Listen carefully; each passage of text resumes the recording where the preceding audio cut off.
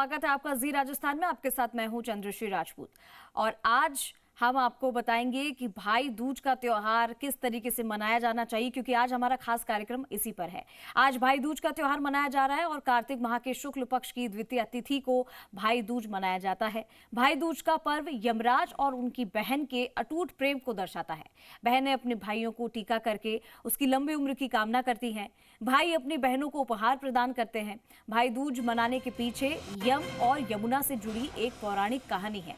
शास्त्रों के अनुसार कार्तिक शुक्ल द्वितीया तिथि पर यम अपनी बहन के घर गए थे।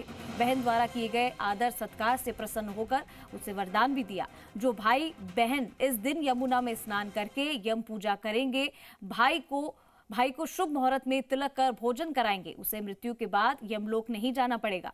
भाई इस दिन यमुना नदी में स्नान करके बहन का आतिथ्य स्वीकार करता है। भाई अपनी बहन से तिलक करवाता है और उसे यम का भय नहीं रहता। शास्त्रों के अनुसार भाई दूज दोपहर में मनाना बेहद शुभ माना जाता है। आज हम बताएंगे कि आपको भाई दूज की पूजा शुभ मुहूर्त के साथ ही मनाई जाए और कैसे मनाई जाए और कब मनाई जाए। और इसके साथ ही हमारे साथ जुड़ी हैं ज्योतिषाचार्य पारुल चौधरी, हमारे साथ जुड़ गई हैं आज स्टूडियो से, जो आपको बताएंगी कि कैसे भाई दूज को मनाया जाना चाहिए। तो चलिए शुरुआत करते हैं आज की हमारी खास पेशकश को। तो पारुल जी, आज हम बात कर रहे हैं भाई दूज को लेकर। भाई दूज यानी कि भाई बहन का अटूट प्रेम का त्योहार, पर्व जिसे हर कोई मनाता है, चाहे भाई उसके साथ मौजूद हो, चाहे बहन दूर हो, लेकिन ये जो रिश्ता है वो कभी टूटता नहीं है। तो दिवाली के बाद जो भाई दूज मनाया जाता है, सबसे पहले तो शुभ मुहूर्त उसके लिए क्या होगा, क्योंकि बहुत सारे लोगों को शुभ मुहूर्त के बारे में नहीं पता होता है। पूरा दिन होता है भाई दूज का, तो सोचते हैं कि कभी भी बांध सकते हैं, टीका कर सकते हैं, लेकिन सही समय क्या है इसका? जी, सभी दर्शकों को जी न्यूज़ राजस्थान के भाई दूज की बहुत बहुत शुभकामनाएं, अपार कामनाएं। आपका दिन भी मंगलमय हो और आपका आज त्यौहार भी मंगलमय ही रहे। तो आज जो नक्षत्र बन रहे हैं, अनुराधा नक्षत्र बन रहा है। वैसे तो आज का पूरा दिन ही बहुत ही शुभ रहने वाला है, आपका कभी भी कर सकते हैं, लेकिन कुछ ऐसे आज योग बन रहे हैं जिन योगों में आप अपने भाई का तिलक करती हैं, सत्कार करते हैं, उनके लिए भी शुभ रहेगा और उनके आने वाला समय भी एक विक्ट्री, स्टेबिलिटी या फिर बल प्रदान कर जाएगा। तो जो सुबह मुहूर्त शुरू हो रहा है, मॉर्निंग का जो अगर मैं बोलूँगी, जो लोग जल्दी ही करना चाहते हैं, जैसे टीका रात को ही लग गया था, रात को 2 नवंबर 8:21 से लग गया था। तो जो लोग मॉर्निंग में भी करना चाहते हैं, तिलक का समय रहेगा उनके लिए सुबह 8:58 से 12:04 तक, ये दोपहर तक का समय है, आप कभी भी कर सकते हैं। लेकिन अगर मैं अनुराधा नक्षत्र की बात करूं तो बहुत ही शुभ है, जिसमें 2 योग बन रहे हैं। एक है सौभाग्य योग, दूसरा है शोभन योग। तो सौभाग्य योग जो आपका बन रहा है वो है 11:40 से लेकर 2:30 दोपहर के। यानी सौभाग्य का मतलब है इस टाइम पे जिस भी भाई विवाहित है या फिर गृहस्थ जीवन में है, आप उसका तिलक इस समय कर सकते हैं, ताकि उसको अपार धन तो मिले, सुख समृद्धि भी उसकी झोली में आए और यम का उनके पे अपार आशीर्वाद भी आए। अभी जो शोभन योग मैं बोल रही हूँ, शोभन योग किनके लिए है? जो भी लोग इस टाइम पे आप लीगल कार्य करते हैं, यानी गवर्नमेंट से जुड़ा कार्य करते हैं, उनके लिए शोभन योग में भी आप तिलक कर सकते हैं। मतलब जिनका भाई कोई गवर्नमेंट जॉब करता है या गवर्नमेंट कार्यों से लगा हुआ है या फिर गवर्नमेंट जॉब की तैयारी कर रहा है, तो आप इस समय तिलक कर सकते हैं, जो है शाम का 5:37 से लेकर रात्रि के 9:45 तक। आप इस समय कभी भी अपने भाई का तिलक कर सकती हैं। ये एक उपाय या मैं बोलूँगी एक प्रयोग के तौर पर भी आपको मैं पहले ही बता रही हूँ कि आप उसके लिए करेंगे तो भाई को बल मिलेगा, शुभता मिलेगी और आने वाले समय में यश की प्राप्ति भी होगी। तो ये 3 योग बहुत शुभ हैं, तो आप इसमें पूजा अर्चना कर सकते हैं। और जो आपको यम का दीपक जलाना है, शाम के समय जलाना है 5:54 से लेकर 7:11 तक। यानी जब आप पूजा अर्चना कर लेते हैं तो यम का दीपक जलाना बहुत ही इंपॉर्टेंट होता है। जैसे कि अभी बताया कि भाई दूज के साथ साथ इसको यम द्वितीय तिथि भी कहा जाता है, जहाँ पे यम और यमुना की एक पुरानी कथा भी है, जिसकी जानकारी अभी हम आपको देंगे। लेकिन अपार अटूट प्यार और प्रेम का ही जो रिश्ता है ना, यम हमेशा एक आपके लिए नेगेटिविटी नहीं लेकर आता, लेकिन आज आपको मृत्यु के भय से भी बचाते हैं, दीर्घायु भी देकर जाते हैं, आपको यश भी प्रदान करते हैं। तो आज के दिन छोटे छोटे कुछ उपाय भी आप कर सकते हैं, और आपको समय का ध्यान रखने के साथ साथ कुछ छोटी छोटी प्रक्रियाएं फॉलो करनी है, जिससे आपका दिन शुभ और मंगलमय रहे। बिल्कुल पारुल जी, कहानी का आपने जिक्र किया है, तो इस भाई दूज के पीछे क्या कहानी, अगर आप शॉर्ट में समझा पाए तो? जी, जैसे कि शास्त्रों में लिखा गया है, हमारे सनातन धर्म में हमको बताया गया है कि यमुना जो है सूर्यदेव और छाया की पुत्री हैं, यानी ट्विंस हुए थे यमुना और यम दोनों। तो जो यम है नर्क लोक में वास करते हैं, और यमुना नदी तो आपको पता है, यमुना नदी हमारी कितनी सुशील है, सुमर है। तो वहाँ पर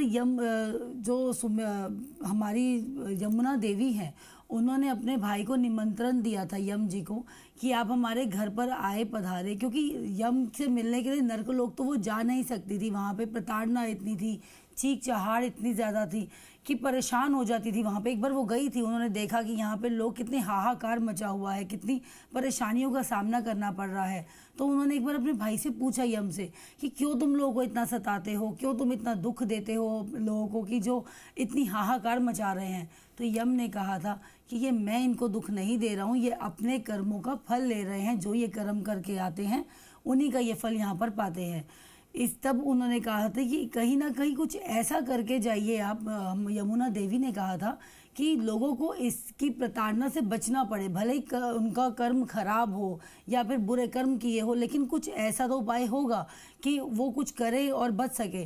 तभी उन्होंने यम ने उनको एक प्रॉमिस किया था, यानी कि वादा किया था कि जो भी भाई दूज वाले दिन यानी यम द्वितीय तिथि पे यमुना में जाके स्नान करेगा अपनी बहन का हाथ पकड़ कर, तो उसको नरक लोक के भय से और अकाल मृत्यु के भय से सुरक्षा प्रदान होगी।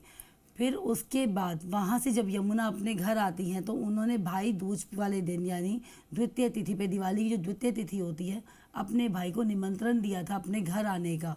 और बहुत ही उन्होंने हर्षोल्लास के साथ बहुत चीज़ें पकवान बनाए थे उनके लिए, भोजन पकाया था और बहुत खुश थी। और उन्होंने व्रत भी रखा था आज के दिन अपने भाई के लिए।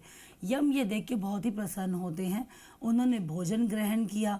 अपनी बहन को जब उन्होंने सुरक्षा का सूत्र बांधा, तिलक लगाया उनके मस्तिष्क पे, तो उन्होंने अपने भाई से वादा भी लिया था कि आप जो है अकाल मृत्यु के भय से बचाइए सभी लोगों को। तो उन्होंने उसी समय उनको सुनिश्चित किया था कि आज के दिन जो भी व्यक्ति यानी जो भी भाई अपनी बहन के घर में जाके भोजन करता है, प्रसाद ग्रहण करता है और द्वेष मिटाकर अपनी बहन के घर पे जाता है, तो मैं उसको अकाल मृत्यु के भय से मुक्ति दूंगा। तो ये पौराणिक कथाओं से चलता आ रहा है, यानी ये सतयुग या आदि युग से चलती हुई चीज़ें आ रही है, जो हम आज तक फॉलो करते आ रहे हैं और परंपरागत तरीके से हम लोग ये त्यौहार मनाते आ रहे हैं। बिल्कुल, तो पारुल जी ने आपको कहानी बताई कि आखिर इसके पीछे कहानी क्या थी, और बहुत ही सुंदर कहानी ये है और इससे आपको सभी को सीख लेनी चाहिए। पारुल जी, बात करें अगर कुछ उपाय की, क्या इस दिन कुछ उपाय भी हम कर सकते हैं छोटे मोटे, क्योंकि दिवाली 5-6 दिन का बड़ा त्यौहार होता है, फिर उसके बाद भाई दूज भी आना, और कल हमने जैसे कि बताया कि किस तरीके से गोवर्धन पूजा की जाती है, उस दिन भी हमने कुछ उपायों की जिक्र किया था। क्या आज के दिन भी हम कोई उपाय कर सकते हैं? जी, कुछ उपाय करने पड़ेंगे आपको। जैसे कि अभी मैंने बताया कि यमुना नदी में स्नान का बहुत बड़ा महत्व होता है। आज जो भी भाई बहन एक साथ जाते हैं, नहीं जा पाते, डिस्टेंस में रहते हैं, तो यमुना नदी का अपने जब आप सुबह स्नान करें, अपने जल में थोड़ी सी 2 बूंदें या थोड़ा सा जल डाल के आप स्नान कीजिए, शुद्धता भी मिलेगी और अकाल मृत्यु का भय भी जाएगा। दूसरा आप उपाय क्या कर सकते हैं, आज आपको भाई को ना लड़ना नहीं है, मतलब भाई या बहन कोई भी हो, लड़ना नहीं है। और एक आपको अपने घर के बाहर ना चौक बनाना है। अगर मैं सरल शब्दों में बोलूँ तो रंगोली का निर्माण करना है। रंगोली बनानी है आटे से और गाय के गोबर से। आप इसकी रंगोली बनाइए, आकृति बनाइए और अपने भाई को वहाँ पे विराजमान कीजिए। आप उपाय के तौर पर अगर मैं बोलूँ, आज 1 रुपये का सिक्का या फिर चांदी का सिक्का अगर आप अफोर्ड कर सकते हैं, आपका बल है देने का, तो आप वो ज़रूर दीजिए अपने भाई को। आने वाला समय जो होगा उनका अच्छा होगा। और अगर किसी का भाई बीमार चल रहा है, तो आज के दिन हो सके तो शिव जी के मंदिर में जाइए, शिवालय में जाइए, और आपको वहाँ पे पंचा अमृत भी उनको चढ़ाना है और साथ में बेल पत्र चढ़ा कर आइए, जिससे आने वाला उनका समय अच्छा हो और उनकी सेहत पर भी यम की कृपा प्राप्त हो। बिल्कुल, तो पारुल जी बहुत सारी चीज़ें हैं जिसका भी हम बातचीत करेंगे। ये देखा जाता है कि कई बार ऐसा होता है कि छोटे भाई बहन जो होते हैं या जो या तो स्कूल बाहर करते हैं या फिर अपनी स्कूलिंग या कॉलेज बाहर करते हैं, तो ऐसे में वो साथ घर में रह नहीं पाते हैं। तो उस दिन भाई दूज के समय वो कैसे टीका वगैरह, ये तो पॉसिबल नहीं है, तो क्या इस वीडियो कॉलिंग के जरिए या किसी भी तरीके से हम कर सकते हैं इसे? जी, वीडियो कॉलिंग के ज़रिए आप कर सकते हैं, लेकिन अगर वो भी पॉसिबिलिटीज़ नहीं है, उनकी बात करते हैं, तो आपको एक छोटा सा नारियल लेना होता है, सूखा नारियल जिसे हम बोलते हैं, जटा वाला नहीं होता। तो आप चौकी बिछाइए, आप उसके ऊपर पीला कपड़ा रखिए, यानी आसन रखना है। विधि आपको वही करनी है जो आप अपने भाई के साथ करेंगी, क्योंकि आप मानसिक तौर से अपने भाई को ही तिलक लगा रहे हैं। आपके मन में वही रहना चाहिए भाव कि आपके भाई की जगह आप भले ही अभी नारियल को तिलक लगा रही हैं, लेकिन जब भी पॉसिबल होगा तो आप अपने भाई को ये सूत्र या फिर आप ये तिलक जो है या अपना नारियल जो है उनको दे देंगे। तो आपको चौकी पर पीला कपड़ा बिछाना है, यानी आसन बिछाना है, वहाँ पे आपको नारियल रखना है। उसके बाद नारियल का आपको तिलक भी करना है। 1 रुपये का आपको सिक्का रखना है, वहाँ पर मिष्ठान भी कराना है और भोग भी कराना है। वहाँ पे एक आपको सूत भी रखना है अपने भाई के नाम का, ताकि उसकी रक्षा हो और आने वाला समय उसका मंगलमय रहे। कामनाएं करनी है, हाथ जोड़ने हैं। मीठे में आपको बतासे ज़रूर रखने हैं, या फिर मिश्री हो सके तो आप ज़रूर रखिए, या आपके पास कोई मिठाई अवेलेबल है तो। सूखा मैं इसलिए बोल रही हूँ ताकि जब भी आपको पॉसिबल होगा, आपको वो जो पोटली है, जो आपने नारियल की पोटली बनाई है, अपने भाई को जाके वो नारियल दे दीजिए और आपका भाई वो अपने पास रखेगा। आने वाला समय शुभ होगा। एज ए लक काम करता है वो नारियल आपके भाई के लिए। तो नारियल पे आप भाई का चित्र सोच के या भाई के बारे में सोच के आप तिलक कर सकते हैं। जी, तो ये भी उपाय आपको बता दिया है कि जो भाई बहन साथ में नहीं रहते हैं, अगर बाहर कहीं पढ़ते हैं, स्टडी करते हैं, जॉब करते हैं, तो उनके लिए भी आसान हो गया कि आपको किस तरीके से भाई को तिलक करना है। वैसे बहुत सारी ऐसी चीज़ें हैं जो पारुल जी आप बताना चाहेंगी कि भाई दूज को लेकर और क्या कुछ मान्यताएं हैं और इस दिन को खास कैसे बनाया जा सकता है? देखिए, भाई दूज को मान्यता तो बहुत सारी है, लेकिन शुभता का है, हर्षोल्लास का त्यौहार है, तो इतनी टेक्निकल चीज़ों में ना जाना नहीं चाहिए। कहीं ना कहीं खटास आ जाती है रिश्तों में, लेकिन अभी जिनकी खटास चल रही है रिश्तों में, हम उनकी भी बात करते हैं। जैसे भाई बहन द्वेष पाल के बैठे हैं, या आजकल क्या होता है ना, लोग मनाते नहीं है, रिश्ते छोड़ देते हैं। और जो भाई बहन होते हैं ना, माँ का बहन का मैं बोलूँ, माँ बाप के बाद मायका ही भाई का घर होता है, यानी भाई ही उनका मायका होता है। भाई या भाभी जो होते हैं उनका मायका होता है। तो भाइयों को आज के दिन अपनी बहनों को भी ज़रूर कुछ ना कुछ उपहार देने चाहिए। लेकिन अगर हम पूजा विधि की बात करते हैं, सबसे पहले कि वो कैसे होनी चाहिए, पूजा अर्चना कैसी होनी चाहिए, छोटी छोटी चीज़ों का आप ख्याल रखिए, ताकि आपके घर में जो भी अभी कलह कलेश भी चल रहा है वो समाप्त हो जाए, वो ख़त्म हो जाए, और आपका भाई का और बहन का जो रिश्ता है वो एकजुट होके आगे आने वाले समय में भी बॉन्ड अच्छा क्रिएट हो। तो आज के दिन आपको सुबह सुबह स्नान करना है। जैसे मैंने बताया, यमुना नदी का जल नहीं है तो आप गंगा जल भी डाल सकते हैं अपने स्नान के पानी में। तो आपको स्नान करना है। उसके बाद आपको एक चौक बनाना है, जैसे मैंने आकृति आपको बताई। आपको आटे की और या गाय के गोबर की, नहीं है तो आप रंगोली ज़रूर आज बनाएं अपने भाई के लिए। एक चौकी बिछाए लकड़ी की, उस पर अपने भाई को आपको बिठाना है। भाई का जो मुख होना चाहिए उत्तर या उत्तर पश्चिम दिशा में होना चाहिए। अब जब बहन तिलक करेगी तो उसका मुंह आप पूर्व की दिशा में होना चाहिए। तो भाई को आप बिठाएं, भाई का सिर ढकें आप। उसके बाद आपको अपनी थाली में 5 चीज़ें ज़रूर रखनी है, यानी पान का पत्ता जो हमारे लक्ष्मी और विष्णु का प्रतीक माना जाता है। सुपारी, यानी आपके रिश्ते को स्टेबिलिटी मिले, अखंडित रिश्ता रहे आपका। बतासे, मीठा रहे आपका रिश्ता जो है, जितना आप मिठास डालेंगे रिश्ते में उतना ही मीठा रहेगा।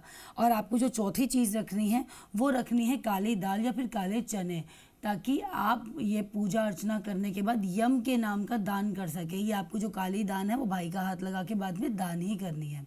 तो यम के नाम का भी आपको भोजन या कुछ सामग्री निकालनी है, काले चने या काली दाल हो सकती है। फिर आपको तिलक रखना है। तिलक वैसे तो आप कोई भी रख सकते हैं, कुमकुम भी हो सकता है लाल, और अगर हो सके तो पीला चंदन भी, क्योंकि दोनों ही शुभता का प्रतीक है। पीला चंदन हमारे विष्णु जी का प्रतीक माना जाता है और आपकी वेल्थ अबंडेंस क्रिएट करता है आपकी लाइफ में। और जो लाल तिलक होता है आपको मंगल यानी बलवान ऊर्जा देता है। तो आप दोनों में से कोई भी तिलक लगा सकते हैं। तो पहले आपको भाई को बिठाना है, तिलक करना है, आपको मन में जाप करना है, ओम गण गणपताय नमः का बार बार जाप करना है। पहले गणपति की ही आपको मन में आराधना करनी है। भाई का तिलक कीजिए, भाई के हाथ में आपको एक नारियल ज़रूर रखना है। खाली हाथ भाई का तिलक कभी नहीं किया जाता कि भाई खाली हाथ बैठे हैं, तो एक नारियल उनके हाथ में ज़रूर रखिए। हो सके तो कुछ दुर्वा रखिए, दुर्वा के जो पत्ते होते हैं आपको रखने हैं। और फिर आपको भाई के लिए एक पान का पत्ता रखना है उनके हाथ में, सुपारी रखनी है, तिलक करना है, रक्षा सूत्र बांधना है आपको। रक्षा सूत्र इसलिए बांधा जाता है ताकि रक्षा की कामना करते हैं दोनों भाई और बहन, एक दूसरे को प्रॉमिस करते हैं, वादा करते हैं कि आने वाले समय में एक दूसरे का साथ देंगे और एक दूसरे के साथ हमेशा परस्पर खड़े होंगे, तत्पर खड़े होंगे।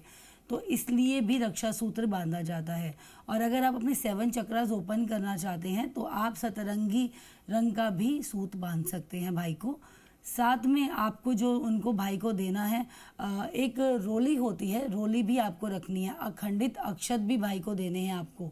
फिर आप उनकी पूजा अर्चना कीजिए। पान होता है, पान उनको ज़रूर खिलाएं। उसके बाद उनको फूल की माला पहनाएं, भाई की आरती करें, घी के दीपक से उनकी आरती करें। मंत्रों का जाप कर सकते हैं क्योंकि आज आप चित्रगुप्त की भी बहुत ही ज़्यादा मान्यता मानी जाती है, हमारे सचिव माने जाते हैं यम के। तो चित्रगुप्त के आप मंत्र का जाप कर सकते हैं। ओम चित्रगुप्ताय नमः का जाप कर सकते हैं। भाई की दीर्घायु की कामना कर सकते हैं, लंबी आयु की, या भाई का कोई काम अटका हुआ है आप उसकी कामना कीजिए। फिर भाई अपनी बहन के चरण स्पर्श करते हैं, आशीर्वाद लेते हैं। उसके बाद आप उपहार दीजिए जैसी आपकी इच्छा हो।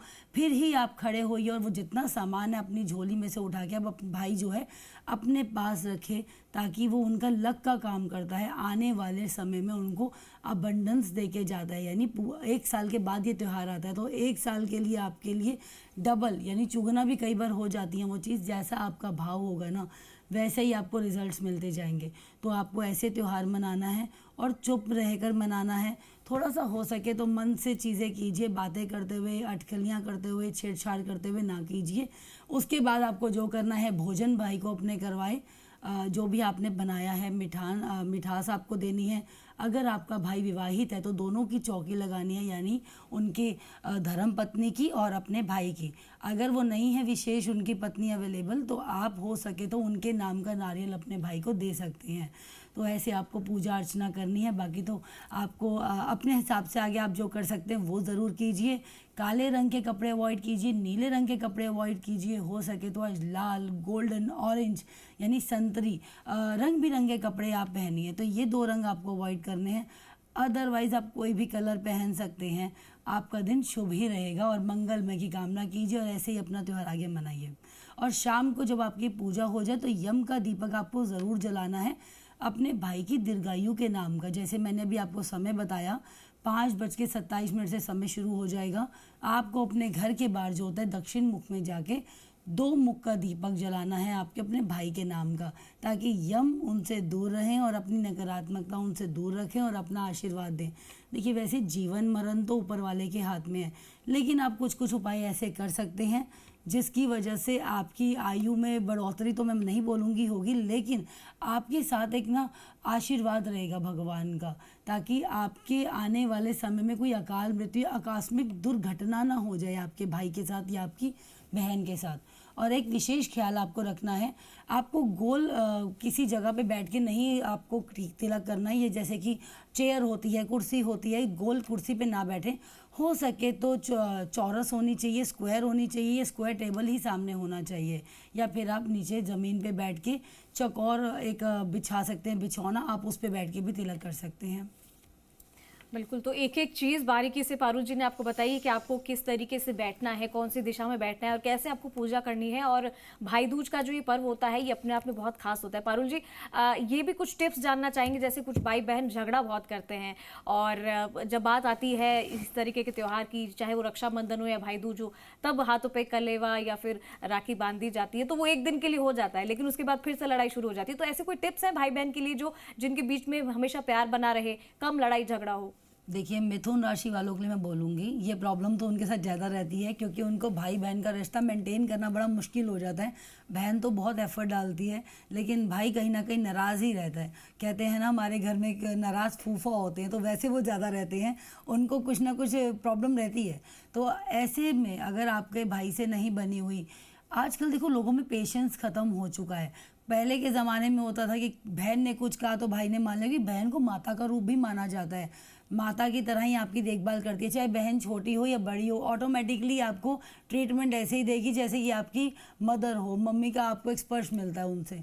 तो कुछ भी आजकल बोला जाए ना, चाहे बहन छोटी हो या बड़ी हो, तो भाई रुष्ट हो जाते हैं, नाराज़ हो जाते हैं, या फिर कोई ना कोई उनके घर में प्रॉब्लम्स चल ही रही होती हैं या फिर किसी वजह से। तो ऐसे में आज के दिन भाइयों को क्या करना है, बहन के घर तो जा रहे हैं लेकिन पॉसिबिलिटीज़ हो तो आज अपनी बहन के लिए ना पायल ज़रूर लेके जाएंगे, चांदी का तोहफा ज़रूर लेके जाएं, ताकि उनके रिश्ता हमेशा अच्छा रहे, अटूट रहे और अखंडित रहे। जैसे मैंने बोला, अखंड रिश्ते के लिए ही हम सुपारी रखवा रहे हैं आपकी पूजा अर्चना में, ताकि रिश्ता आगे जाके ना टूटे। और हो सके तो अपनी बातचीत अपनी अच्छी रखिए, कम्युनिकेशन लेवल अच्छा रखिए। और मैं बहनों को बोलूँगी, अगर आपकी वजह से भी भाई नाराज़ हो जाते हैं या आप ऐसा कुछ बोल देते हैं कि भाई बुरा मान जाते हैं, तो उनके लिए आज उपाय है, आप हनुमान जी के मंदिर में जा सकती हैं।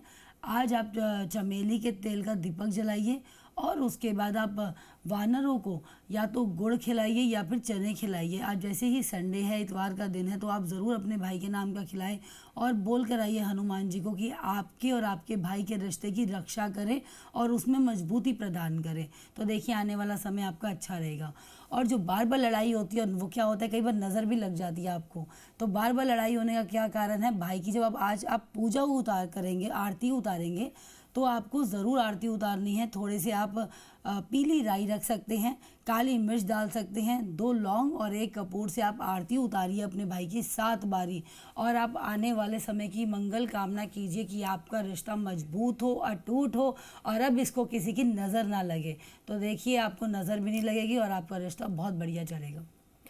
तो पारुल जी ने आज बहुत सारी चीज़ें बता दी है भाई बहनों के लिए, खास तौर पर कि आपको अगर आपके बीच में लड़ाई होती है अपनी बहनों से या भाइयों से, तो आपको क्या कुछ ऐसी चीज़ें हैं जो करनी चाहिए।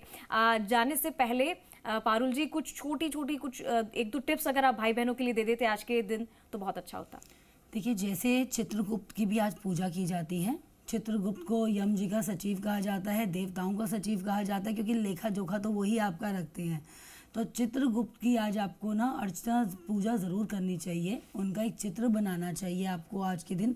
नहीं है तो आप चित्र प्रिंट आउट लेके भी बन कर सकते हैं और उनकी पूजा अर्चना कीजिए। आज आपके कोई भी कर्म है या कोई भी आपका द्वेष चल रहा है, या मैं बोलूँगी आने वाले समय के लिए, दोनों के लिए अगर द्वेष नहीं भी चल रहा, कोई भी कर सकता है। जैसे सिंगल बहनें हैं, जैसे परंपरा चलती आ रही है कि आपको बहन के घर ही जाना होता है। अब वो बहनें क्या करें जो सिंगल है, जिनकी अभी मैरिड नहीं है, शादी नहीं हुई है, तो वो ये करें, अपने भाई को आप दूसरे कमरे में जाके, रूम में जाके आमंत्रित कर सकती हैं। वहाँ पे आप चित्रगुप्त का चित्र बनाया होगा आपने, वहाँ बैठ के अपने भाई का तिलक कीजिए, सम्मान कीजिए। और भाई को आज के दिन बहन का आशीर्वाद ज़रूर लेना चाहिए।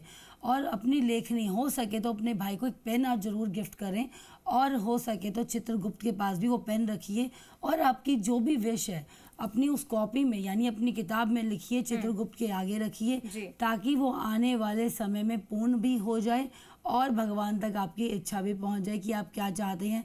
और ये छोटा सा उपाय भी है, और 1 साल तक आप देखना आने वाले समय में ये पेन जो होता है ना, लेखनी प्रदान करता है, शिक्षा प्रदान करता है, ज्ञान प्रदान करता है और विद्या प्रदान करता है। तो आप अगर राइटिंग में, अगर आपका भाई है राइटिंग स्किल्स में है, तो ये उसके लिए उपाय का कार्य करेगा और आपकी आने वाले समय में वृद्धि और समृद्धि होगी। तो पारुल जी ने तो बहुत सारी चीज़ें बता दी। पारुल जी, इतनी सारी चीज़ें बताने के लिए और आज उपाय जो आपने बताए, उम्मीद करते हैं कि हमारे दर्शकों को बहुत पसंद आएंगे। हमारे साथ जुड़ने के लिए और इतनी सारी ज्ञान की बातें बताने के लिए बहुत बहुत शुक्रिया आपका पारुल जी।